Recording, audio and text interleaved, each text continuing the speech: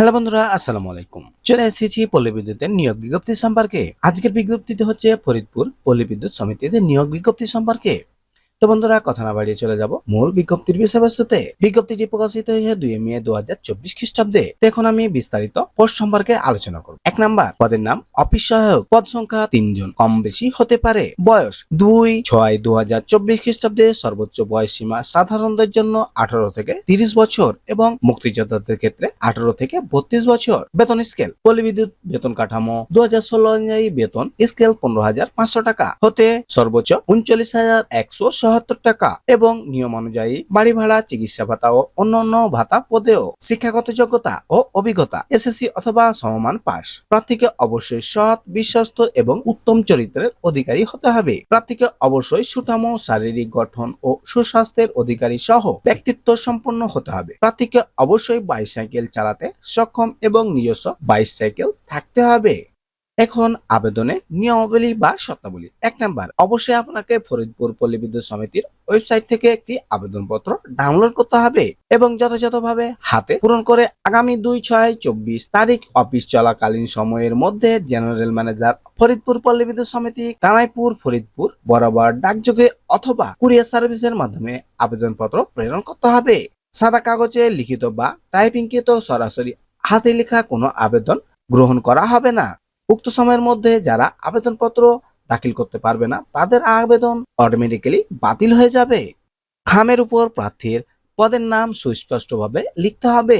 2 number, প্রার্থী কর্তৃক আবেদনপত্রের সাথে জেনারেল ম্যানেজার ফরিদপুর পল্লী বিদ্যুৎ সমিতি এর অনুকূলে যে কোনো তফসিলি ব্যাংক হতে 100 টাকা ব্যাংক ড্রাফট অথবা পে অর্ডার করতে হবে। 3 কপি পাসপোর্ট সাইজের ছবি, সকল শিক্ষাগত যোগ্যতা সনদের ফটোকপি, অভিজ্ঞতা যদি থাকে সাথে দিতে হবে। স্থায়ী ইউনিয়ন পরিষদ, সিটি কর্পোরেশন থেকে আপনাকে নাগরিকত্ব সনদ দিতে হবে এবং জাতীয় পরিচয়পত্রের ফটোকপি সত্যায়িত। সেই সত্যায়িতগুলো হতে হবে প্রথম শ্রেণীর গেজেটেড কর্মকর্তা দ্বারা সত্যায়িত এবং তার নাম এবং পদবি উল্লেখ সহ সিল থাকতে হবে। 3 নাম্বার, নির্বাচিত প্রার্থীকে প্রাথমিক অবস্থায় 1 বছরের জন্য অনপ্রবেশনে থাকাকালীন অর্পিত দায়িত্ব কর্তব্য যথাযথভাবে সম্পন্ন করলে বাৎসরিক কর্মমূল্যায়ন এবং পুলিশ ভেরিফিকেশন রিপোর্ট বা সন্তোষজনক বিবেচিত হলে শর্ত সাপেক্ষে প্রবেশনীয় স্যালারি প্যাটার্ন নির্ধারিত বেতন পরিধিতে চাকরি নিয়মিত করা হবে। উল্লেখ্য, শুধুমাত্র বগুড়া, ব্রাহ্মণবাড়িয়া, চাঁদপুর, চাঁপাইনবাবগঞ্জ, চট্টগ্রাম, কুমিল্লা, কক্সবাজার, ঢাকা, দিনাজপুর, ফেনী, গাইবান্ধা, গাজীপুর, হবিগঞ্জ, জামালপুর, জয়পুরহাট, খাগড়াছড়ি, কিশোরগঞ্জ, কুড়িগ্রাম, লক্ষ্মীপুর, লালমনিরহাট, মৌলভীবাজার, মুন্সিগঞ্জ, ময়মনসিংহ, নওগাঁ, নারায়ণগঞ্জ, নাটোর, নেত্রকোনা, নীলফামারী, নোয়াখালী, পাবনা, পঞ্চগড়, পটুয়াখালী, রাজশাহী, রাঙ্গামাটি, রংপুর, সুনামগঞ্জ, সিলেট, টাঙ্গাইল ও ঠাকুরগাঁও জেলা স্থায়ী বাসিন্দাগণ আবেদন করতে পারবে।